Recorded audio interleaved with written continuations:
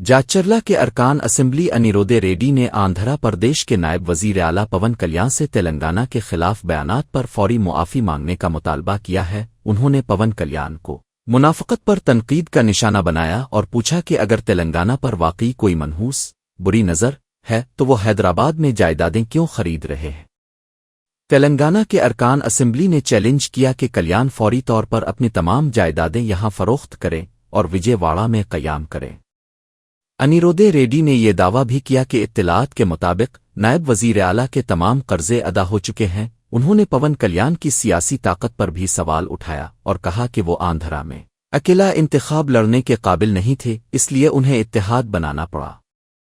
उनके मुताबिक उनके बड़े भाई चिरंजीवी के बगैर उन्हें सियासी तौर पर कोई नहीं पहचानता था।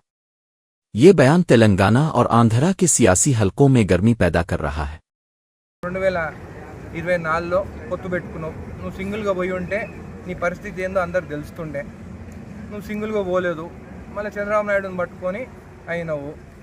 ఒక మెగాస్టార్ చిరంజీవి గారి తమ్ముడిగా ఆయన పేరు చెప్పుకుంటేనే నీకు స్థానం ఉన్నది. నిజంగా మెగాస్టార్ చిరంజీవి గారు లేకుంటే నువ్వు యాక్టర్ అయ్యేదా?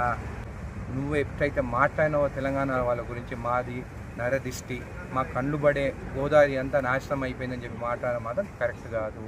అట్లా మాట్లాడినప్పుడు నీకు కూడా చిత్తశుద్ధి ఉంటే నువ్వు హైదరాబాద్ ఆస్తులన్నీ అమ్ముకొని పోయి విజయవాడలో ఉన్నావు. నీకు అంత ప్రేమ ఉంటే ఎందుకు హైదరాబాద్లో ఉంటున్నావు? అక్కడ నుండి 24 గంటలు సేవ చేయి.